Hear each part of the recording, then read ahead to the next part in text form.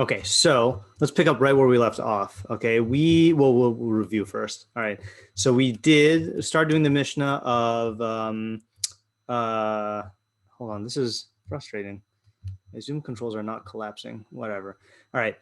Yossi ben Yochanan, Ish Yerushalayim Omer. So Yossi ben Yochanan, the man of Jerusalem, says, Yihi beis chapsuch l'rvacha, let your house be open wide. V'yihu anim b'nei beisacha, let the poor be members of your house. V'altar beisicha im ha'isha, don't excessively converse with the woman, meaning the wife, your wife.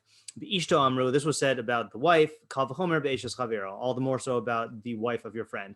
Mikan Amru Chachamim, from here the Chachamim said, Kol zman she'adam mar be'esicha im ha'isha, the more time a person spends conversing with the wife, gorim ra la'atzmo uboto midivrei Torah v'sofa yorish gehenom. So then he's going to cause evil to himself or harm. He's going to waste time that could be spent learning Torah, and he's going to inherit Gehenom. And we asked a bunch of questions. So what is sicha? How much is considered excessive? And I added to this, how do you know? Like, how do you know when you've crossed the line? Why shouldn't you have excessive sicha with your wife? I mean, it's your wife. Like, it's, this is in privacy of your own home. So the Mishnah did say, right? It says but it says it causes ra. So how does it cause ra, and what is this ra? How does that ra cause bittul Torah? And then how does the bittul Torah cause you to get Gehenom? That seems kind of extreme. Then we said, does this apply both ways? Should a wife also not converse excessively with her husband? Is this related to the part about like the poor being members of your house and opening your house wide? What does it mean to open your house wide? And also, how can the poor be members of your house? And then is this only for a chassid, or does it apply to everyone? So we started answering this yesterday, but and usually I would have continued the discussion, but because we only well, let me ask you guys. My preference is to only have one mishnah a week and then move on to a new topic the next week. Is that something that you prefer, or would you want to go on from week to week? Or do you want me to decide for you? What do you mean? Like continue the same?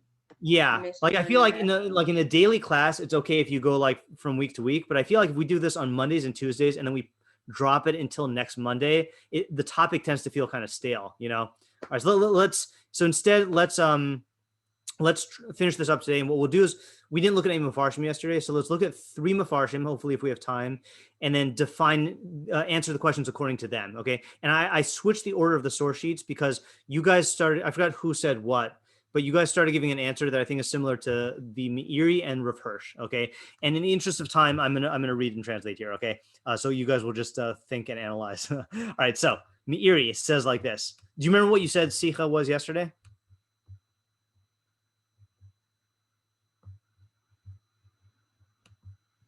Like conversations that have no goal. Yeah, right. Conversations that have no small talk, right? Good. So as we read this, Meiri, you tell me if you think that he's saying the same as you or different. Okay. So he says, V'amar al tar b'sicha im ha'isha. He says, don't converse excessively with the wife. V'asicha hi munachas etzli al dibur she'ein bo tzorech ve'ikar. It is speech which has no necessity or substance. Okay. And he gives 2 examples. First one is, he says, Kamosha amrim tamid sicha batela. Have you heard that expression before, sicha batela? I feel like it happens in yeshiva. We have a shiur once in school about Oh, you're right.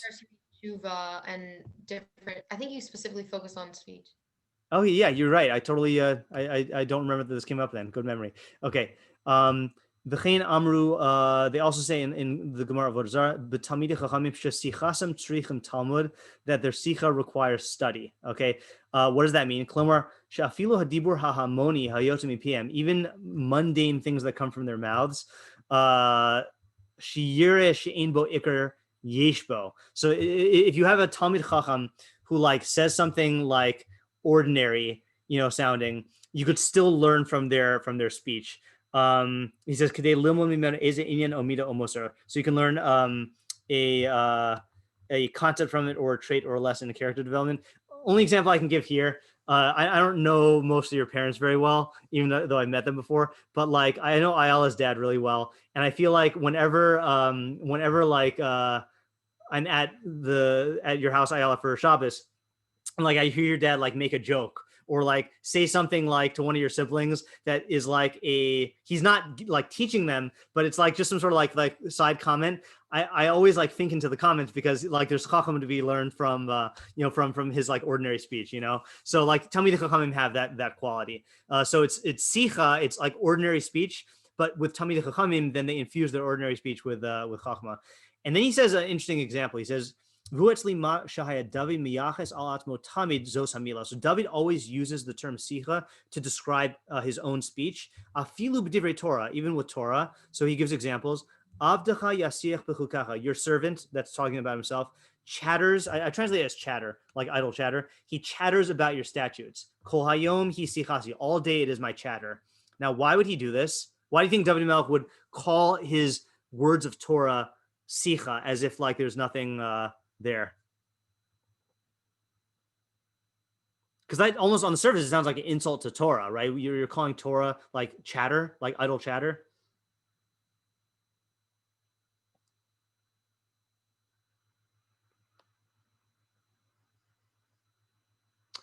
So the Meiri answers. He says, "Lerov anvanasuso, due to his great humility, like he was very humble, haya mashpil atmo, he would lower himself, ad shi haya kore hagiyasu b'Torah sicha, to the point where he would call his talking in Torah chatter, ilu haya chaser hayadiya be'enav, like he didn't have very much knowledge in his own eyes, v'lo yeh behem diburo ikar, as if there's no substance." It's kind of like if someone is like a really, really good cook, and they'll say like, oh, like I just whipped something up, and like it's a gourmet meal, but they're being very humble about it, and they're in their eyes, it's like I'm not really doing anything great. So David Melech would call his own Torah talk chatter or like sicha, as if there's nothing important in it, because he's not he's what do you call it?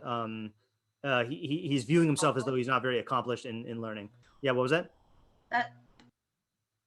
I just said humble.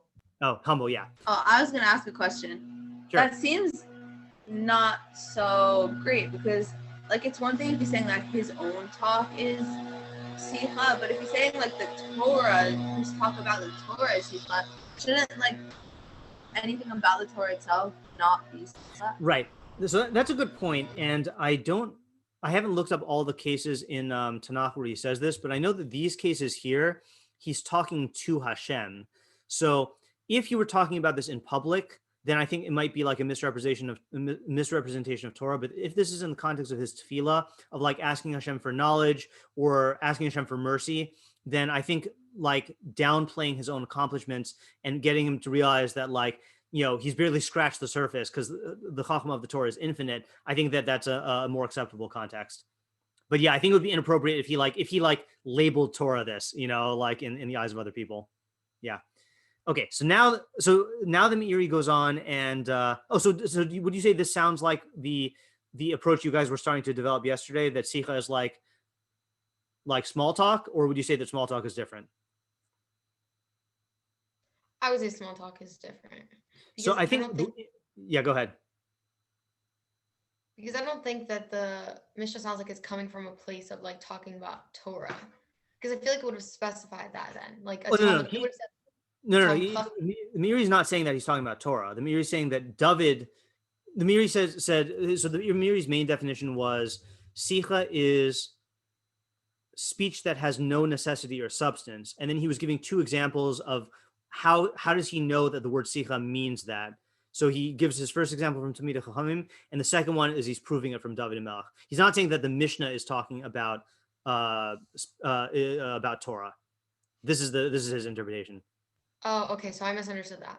Okay, yeah. So you see it now, though, what the relationship is between what you guys were, and you could argue that in English, small talk is a specific category of speech that has no substance, but I think it's like along the same lines. Okay, so now the Meiri applies this to talking with a person's wife. He says, hakana hiskir hena lashon sicha lahodia shelo hishiru ladaber ima kol kafi hatzorech ima advim harbe b'mei sheyesh makom ladaber ima isha. So he says, the Mishnah is telling you, it says, don't engage in sicha with your wife, okay, because it's not talking about practical speech or necessary speech, okay? If it's necessary, so then even if it's a lot or a little, then that's totally fine. He says, "B'inyan sorchei habayis uklala b'pratav b'inyan hatza'osav v'shar dvarim." So hakol lefi mashahu lefi mashahaya. So if a husband and a wife need to talk about something, meaning if their speech is serving a purpose, so then the Mishnah is not even talking about that. Okay. Shekol dibru ima b'dvarim hatzarichem ein hadavar gorem ra'a. Anytime the speech is about something that is purposeful, it's not going to cause harm. Because his mind is occupied in practical matters. Like it says in Chazal, like if you're occupied in your work, then that's not a bad thing. So if you're occupied in talking with your wife about something necessary, so then that's fine. Okay, but we'll summarize in a second. Aval. He's here al dibur she'en bo tzorech b'divrei shalom. So small talk, he says explicitly. By the way, when he says shalom, divrei shalom between a man and his wife, I'm not translating that as talk about peace. I'm translating that as small talk. Now, why am I not translating that as talk of peace? Why do you think I didn't translate it like that? Always a need for talk of peace. Because there's always a need for talk of peace, right? Like, what do we say is like one of the greatest qualities to have in a household? Openness of like talking. Yeah, what's Shalom bayis? Shalom bayis, right? Yeah, shalom bayis, right? So shalom bayis is, look, he certainly doesn't mean don't talk about shalom bayis stuff, right? So shalom bayis is good. Divrei havai is hard to translate. I translated as words of nonsense, but you could also translate as like words of exaggeration. I think nonsense makes more sense here. Kesipur hamaoros, where you're just like talking about what happened, v'kiyot ve'elu, and other things like that. And then he says like this: "Im yakrehu ladaber b'derech mikra." If you happen to talk about this stuff, like in the context of marriage, lo yarbe, just don't do it a lot. Okay. So now let's go and see if we can answer the questions according to the Meiri. Okay. So he's translating sicha as talk without any substance. Okay. How do you think he would define? He doesn't exactly define it, but what do you think would be considered too much of this kind of talk? Like, how would you know that it's too much? Like at the end, he kind of sticks in. Like once in a while, if you find yourself talking about this, it's fine, but it shouldn't be like the conversations. Okay, good. So you're right. He phrases it not in terms of quantity, but in terms of frequency. That if you happen to engage in the small talk, then that's fine. Just don't make this like the main type of conversation you have. Yeah. Okay. Good. So he does answer that. All right. So he didn't really explain the last part, but let's see if we could figure it out. So what would be bad about this? How would that cause bittul Torah? And how's that going to cause you to inherit Gehenna? We might not be able to answer this based on him, but what do you think would be bad about if you engaged in a lot of this talk with your spouse? It's kind of degrading the relationship. Yeah. Okay, good. I also think it's kind of degrading the relationship. So I think that would be bad. And according to that, would this apply both ways, from a wife to a husband and a husband to a wife? Yes, right? Because then that's bad for the relationship. Now, the part that might not extend both ways is the bittul Torah thing. Because if you take the premise, so you can see how this would cause bittul Torah. Because if you're just like getting home and just like having these conversations about nothing, so then that's like going to waste time for Torah. And it's if you had a woman who was like maximizing Torah learning time, then she'd be equal to a man in this way. But Pirkei Avos written for judges, most of the women back then were not engaged in that. Like if you had, again, a Devorah HaShofetes, or what are some other like famous women who were like involved in learning all the time? There are a couple like famous. Wasn't one of the Tanaim's wife? Yeah. Or something? You know her name? I forgot who. Hint is Mrs. Eisman's new school.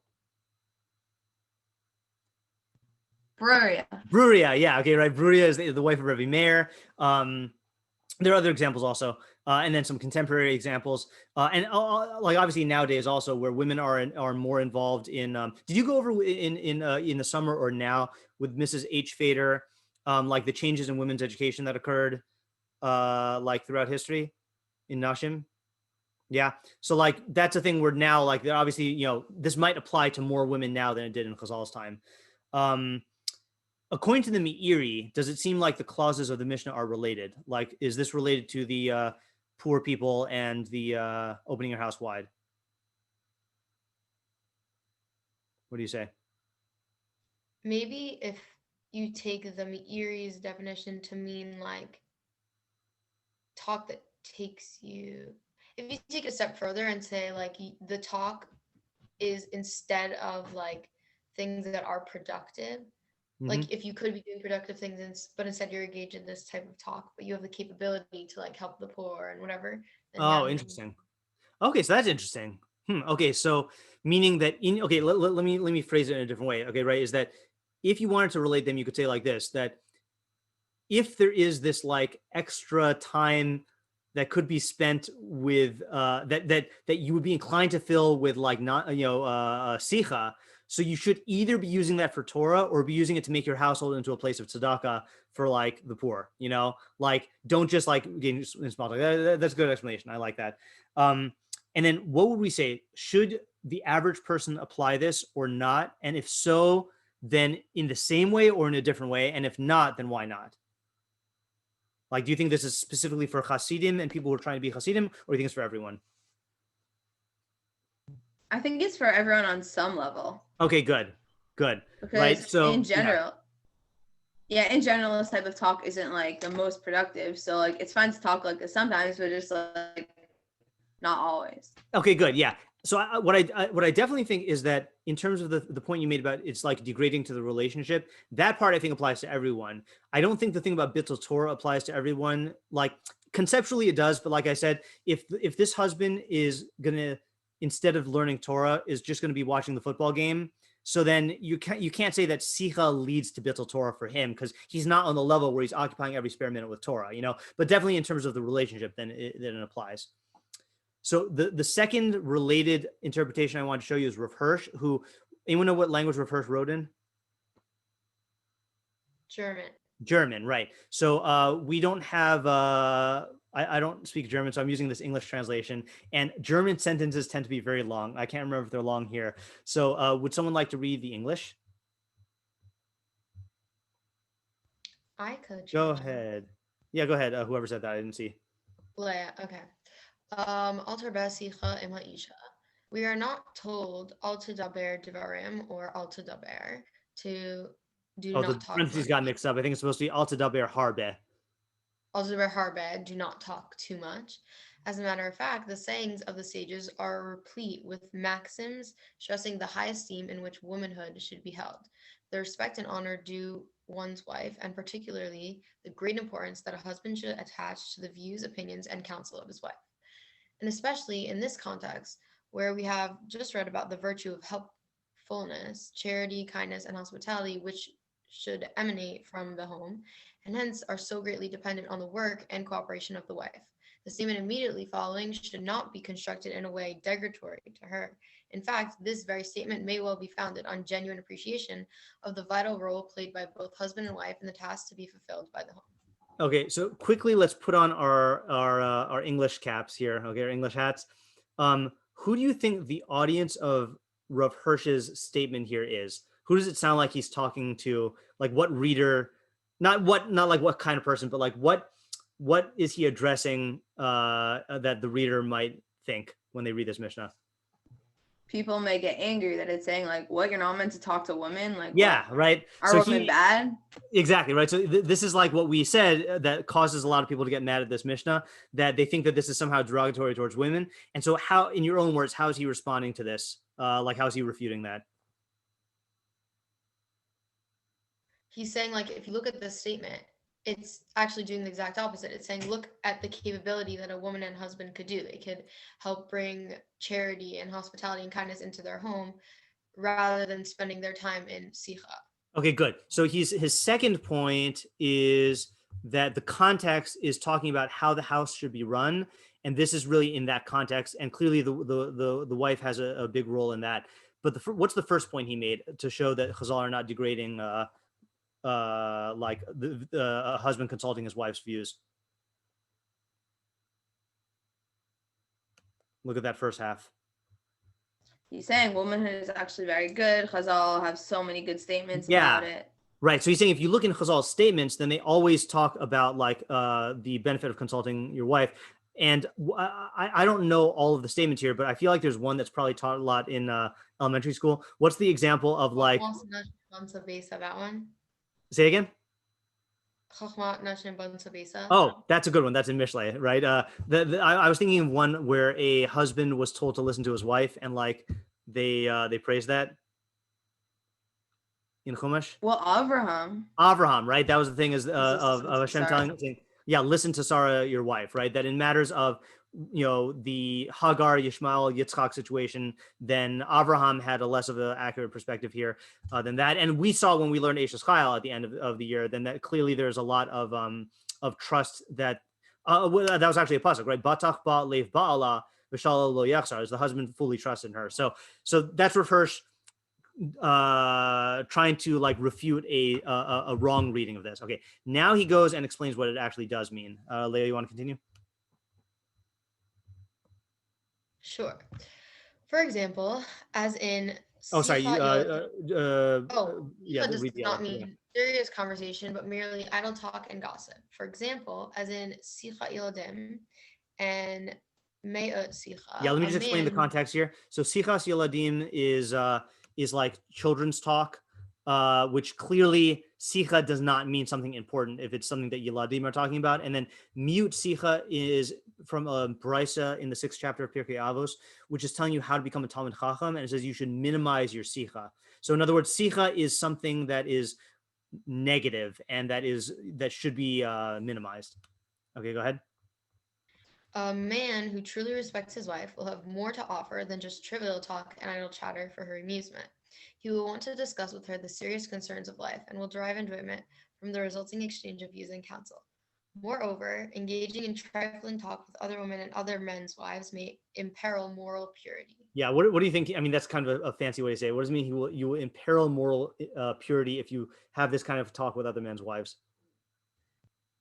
Like you're in danger of talking about things that are not even just like stupid things, but like bad things to talk about, inappropriate talk. Okay, so that you could say that that's one way to do it, is that the content of your conversation will shift to bad things.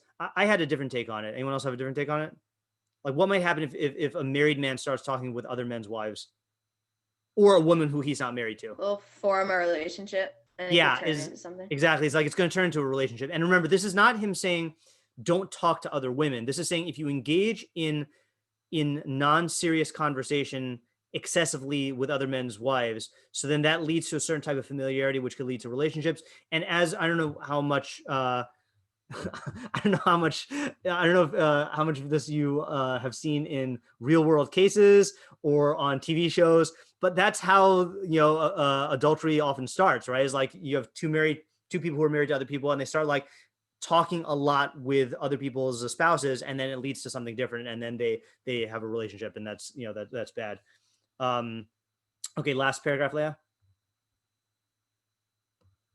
Mikan, from these passages was derived this maxim, according to which indulgence in more idle chatter than is seemingly even within one's own household may gravely jeopardize the spirit of earnest duty and study to which life should be concentrated. So that actually supports your interpretation, Simply. Leah. Right? That supports your interpretation, that it's saying that if you engage in something like idle chatter, which seems innocent, it's going to jeopardize the spirit of earnest duty, meaning making your house into a place for the poor and for tzedakah and all that stuff, and study. That's the Bittul Torah, right? To which life should be consecrated. So I think Rav Hirsch is very much in line with the Meiri. He's adding the part about, he's clarifying what the ra'ah is, okay, is that it is not good for the relationship. And then if you talk like that with other people's wives, then it could it could, what was the way I'm trying to say? Oh, imperil your moral purity. Yeah, right. And that might explain the Gehenom thing. Okay. Meaning, I don't know. I don't know this for sure. I don't know if Bittul Torah alone is worthy of Gehenom. Like that seems to be extreme. But certainly, if you are engaging in an action that might lead you to commit arayos, so then that would definitely be a worthy of saying like you might inherit Gehenom. Okay, any questions on the Rav Hirsch or Meiri? Because that's like one approach.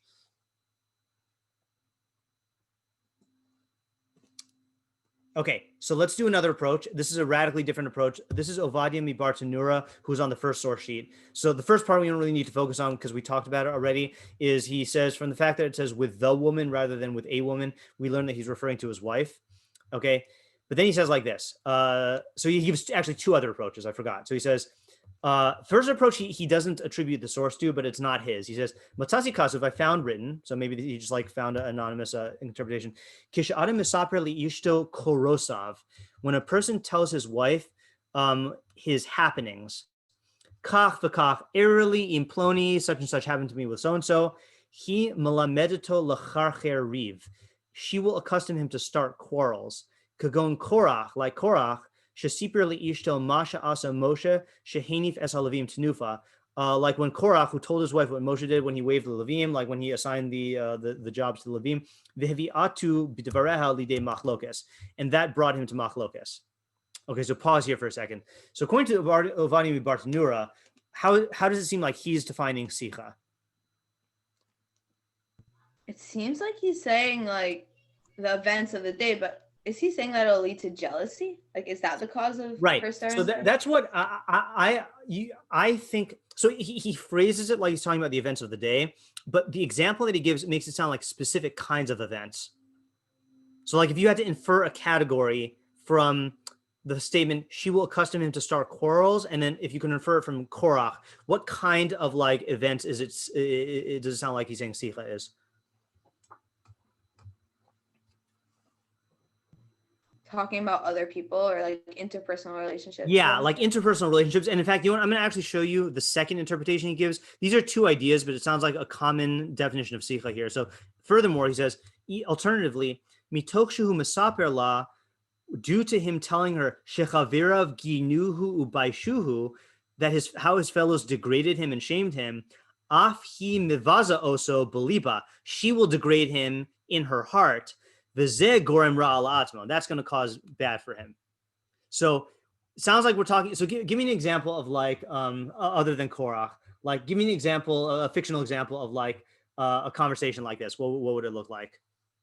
You can like play the part of the husband and then play the part of the wife to show what's going to happen.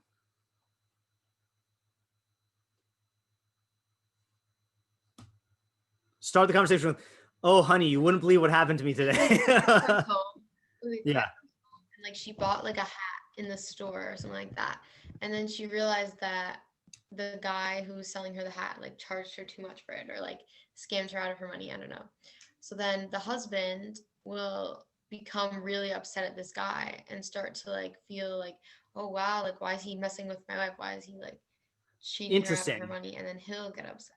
Okay, so it's interesting because I would take him as saying that you're talking about something that the wife is saying stuff that happened to her, which might be an application, but he's focusing on the husband saying to the wife what happened to him. Because you got to remember also the times back then, right? Where did wives spend most of their time in? This was written in the 200s, okay, right, in the 2nd century, right? So where were most wives for most of the day? In the home. In the home, right? So it sounds like, so we can modernize it. I think your example might work for modern stuff, but let's just focus on his examples for a second. So what would be something that the husband would say to the wife, and what would be the results according to either interpretation here?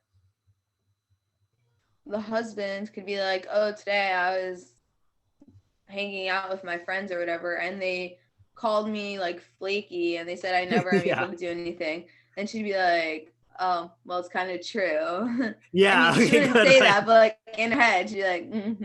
Yeah, right. Okay, good. So that's the second interpretation, right? Is that she's going to end up viewing him in a degraded way in her heart. And according to the first one, when you say him, who's him? The husband. She's going to view her husband badly? Yes. Yeah, that's what Avos and Bartenura is saying. Oh, I thought the person who's messing with their husband. I see why you said what you said now. Yeah, is that she's going to degrade the husband in her heart. Now, so that's for the second consequence. What in the first interpretation, what might the wife say when he tells her about like how his friends called him flaky?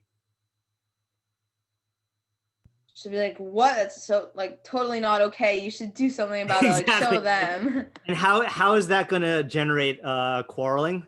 Do you think? Like, how's that? I was thinking because then he would go to his friends and make a whole fight. Exactly, right? And that's what happened to Korach. I think that's why it's important to focus on this Korach example, because if you remember in the Midrash, okay, Korach's wife basically egged him on, and then whose wife did the good thing? You remember I think it's a Rashi, but it's from a midrash. Hor?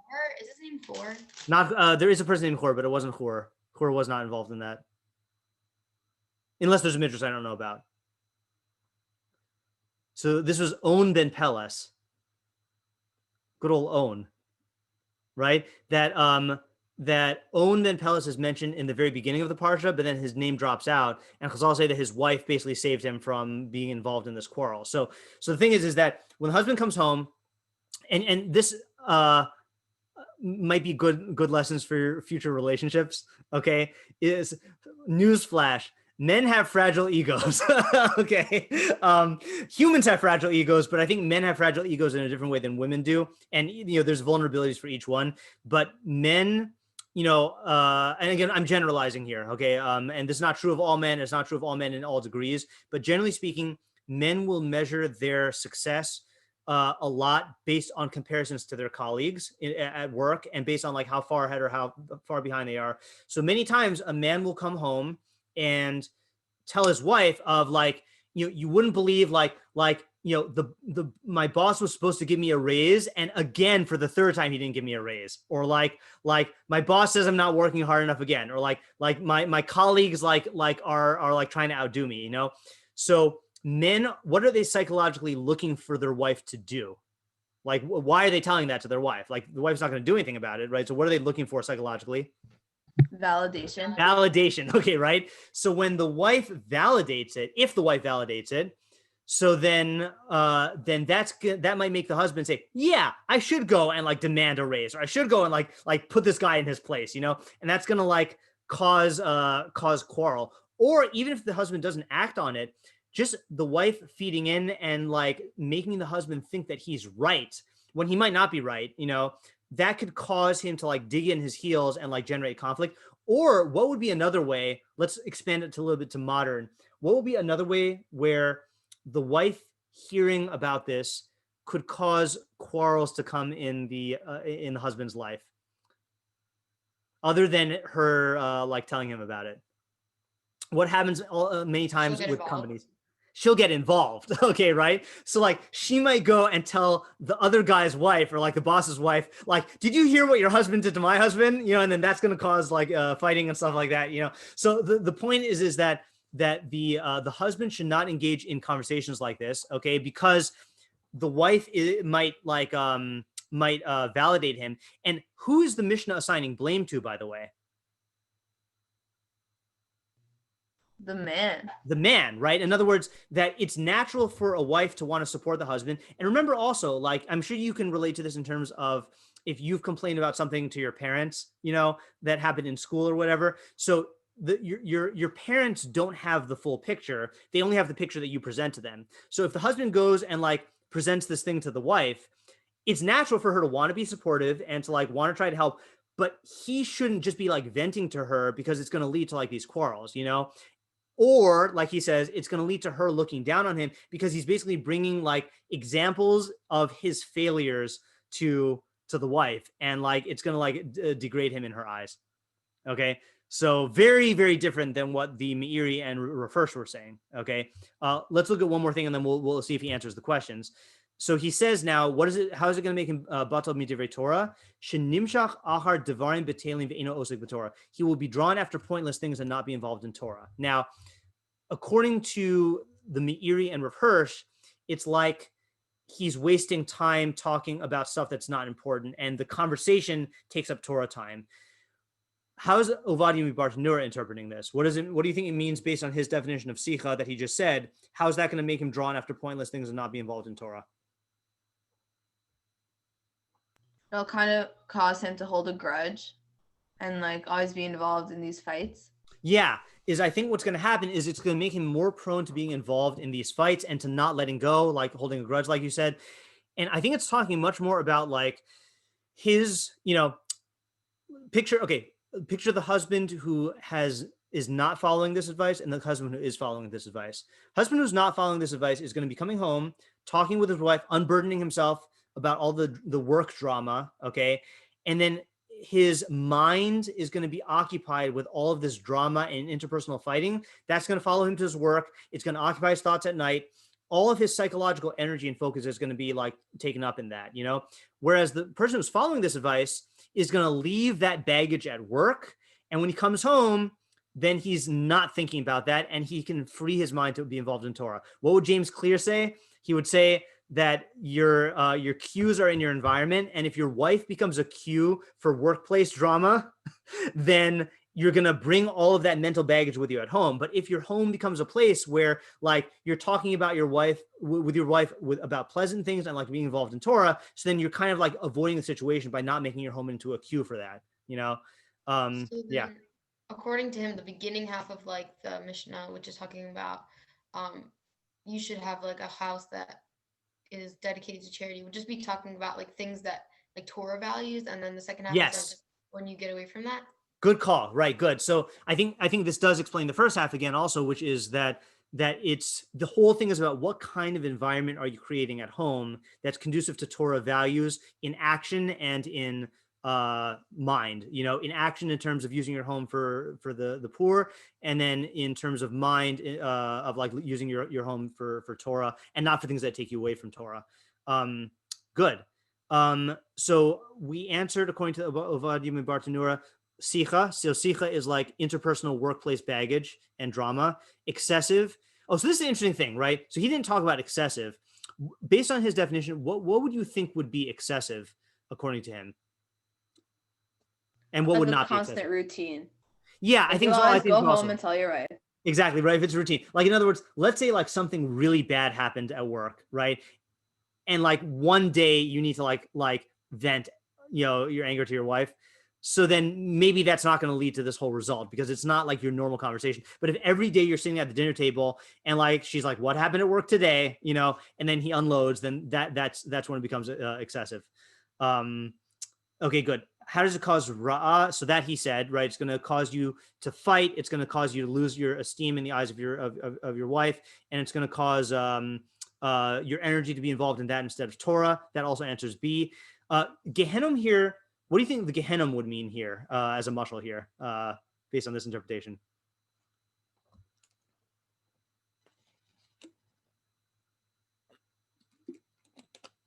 And we're just guessing here because he didn't explain. Maybe just fights will lead to like, a lot of bad things. Yeah, I was thinking the same thing. Is that I don't think it's Gehenom necessarily like affecting your olam haba, but it's making your life miserable. Like it's you're putting yourself into a painful state. Or you could still learn Gehenom is attached to the Bittul Torah thing. I just think that's a harder sell because Gehenom is a very big deal. Okay, according to this interpretation, would it apply both ways? Like, should a wife, let's say a wife who goes to work or a wife who has like drama, should she also not bring this home to her husband? Well, in the olden days, I don't think so because that wasn't a woman's role to learn Torah. Right. So in the olden days, not right. But let's say like today, I would say like the same idea applies. I think right is that she shouldn't, if she's bringing like drama either from her workplace or let's say she doesn't work and she's bringing drama from like the gym, and like the, the like, or whatever, like her pastime is, like what she does with her day, or like the shopping example you mentioned, or her hobbies. So like, it's not going to be good, but nowadays this definitely applies for the workplace. Are the clauses of the mishnah related? And if so, how? Yeah, we applied that. And does this apply to only for the chassid or does this apply to everyone?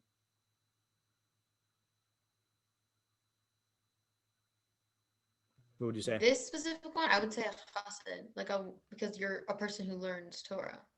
Okay, so the Torah aspect of it, I think, definitely applies to everyone. But what about the stuff about like bringing home workplace baggage and fighting? Like to my mind, I think that applies. It just creates a wrong. Say that again, Ayala. I think it's so bad, like it brings home a wrong, like it makes the environment like uncomfortable and just not pleasant. Yeah, even if think it's so not also. like making it conducive. Right. In other words, even if you leave out the Bittul Torah result, I think it's bad. Like the two things that Avos and Bartenura mentioned. Let's say you got a non-Jewish construction worker, and he comes home and he has this type of excessive sicha with his wife. So it's still gonna cause fighting and conflict, and it's still gonna cause her to look at him in a lesser way, even though this guy's not involved in Torah. Okay. So yeah, so I think that answers it. Now I want to mention to you, even though I'm just mentioning this to you because we're not going to return to this next week. There are other interpretations that refer to sicha as a type of like flirting. Okay. And that definitely makes sense in terms of other people's wives. Like it's talk that could lead to inappropriate sexual thoughts. Okay. So that would definitely explain the other people's wives statement. It would definitely explain the Gehenim thing. Okay. It would definitely explain the Bittul Torah, because Chazal say that there is there's a certain amount of energy that your mind is either occupied in like physical taivas or Torah. Okay. The thing that's hard though is why should you not engage in this excessive conversation with a person's wife? Like, why should a husband not engage in this conversation with his wife? Like, his wife is mutter to him, you know? So there's a different version of the Mishnah that says it's only talking about his wife when she's in a state of nida, because I don't know if you've gotten to this part. Did you do nida stuff in Mrs. Fader's Nashim class?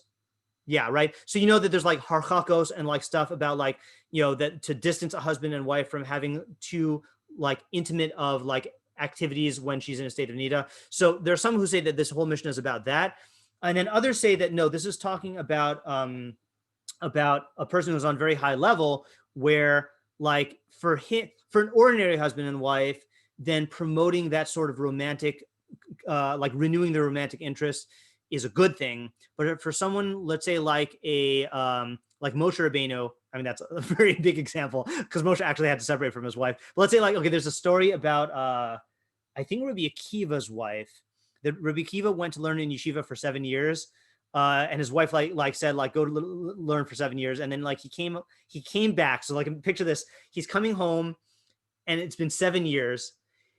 And he overhears her talking to a neighbor or something like that. And she's saying like my husband only learned for 7 years. I wish he would go learn for 7 more years so he can like pursue Chachma. And like, he's like, okay, score. And then like he went for another 7 years, you know? So like someone like that, where like both the husband and the wife are on board for like him maximizing learning time. So then this type of excessive, like flirtatious conversation would not be appropriate, you know? But for the average person, then I wouldn't say that this applies. Okay, so there you go with our first. All of these things. Yeah, Leah. All these things, it's specific to someone who's married. Yes, this one seems to be specific to someone who's married. But even for people who are not married yet, it's still important to learn this, because it's knowing what type of relationship to model yourself after will help you when you get into a marriage. You know, like when you enter into marriage. So yeah, it doesn't apply to every single person. And that's true of Pirkei Avos in general. Like in Mishlei, like many times the psukim apply to everybody, but you'll see in Pirkei Avos certain mishnayos are specific to certain people in certain life situations. Like this is only if you're working for the government. This one's only if you're a judge. This one's only if like you are poor. You know, yeah. Okay, so the plan for next week, no guarantees. The plan will be to do the Im Ein Ani Li Mili Mishnah. It depends on whether I end up preparing a good shiur on it. Okay, so. That's it for today. See you guys tomorrow.